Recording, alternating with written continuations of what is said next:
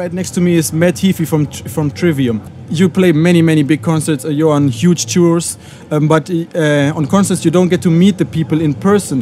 What is it important for you to meet the people in person, like on the Musikmesse right here? Definitely, majorly important. That's a big thing I want to do for this, because I was asked if I want to do clinics, and normally, you know, clinics there'll be a guy who's playing the backing tracks or something, or just kind of shredding away.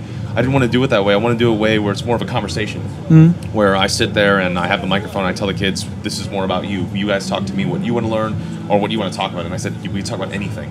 And so, unfortunately, people haven't gotten into like getting outside of the music stuff, which I welcome. Any kind of question they may have. Okay. But it's been good because I've been able to show kids technical things they may be curious about, or answer things maybe they wouldn't be able to normally get in person straight away. And you know, the whole reason why bands and musicians exist is thanks to the people that allow them to do that, thanks to their fans. So that's a huge thing with me, that I always want to be involved with that. You started out as a kid yourself. I think you joined Trivium when you were 12. Yes. And how was it for you? Like, did you expect when you were 12 that you would be such a the Trivium would become such a big band and you could tour with, for example, Slayer?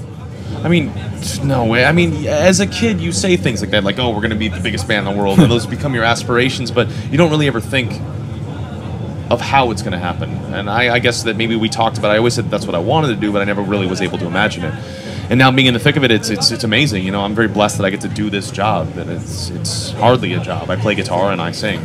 So it's a really great thing. I mean, there are sacrifices. I have to be away from my family and be away from, like, the comforts of home, but I'm able to hopefully, at the most, help change people's lives for the better, our fans, the people that are looking for that. At the least, for the people that are casual fans, at least I get to give them an outlet for a little bit so they can just have a good time at the show or have a good time listening to a record. But I always hope that I'm inspiring people to want to be creative, or to show people that life is good. Like, I know our music and our topics are very dark and very angry at times, but the whole point is to show that it's therapeutic, that I'm able to release these emotions verbally or musically, and so that way I don't have to, it's more like a therapeutic process, and I want people to see that they're not alone when they feel down or they feel like an outsider. I want kids to feel like, you know, they're not alone. When I listen to your albums, from Ember to Inferno to In Waves, I noticed that the songwriting changed a lot. How did you develop as a songwriter?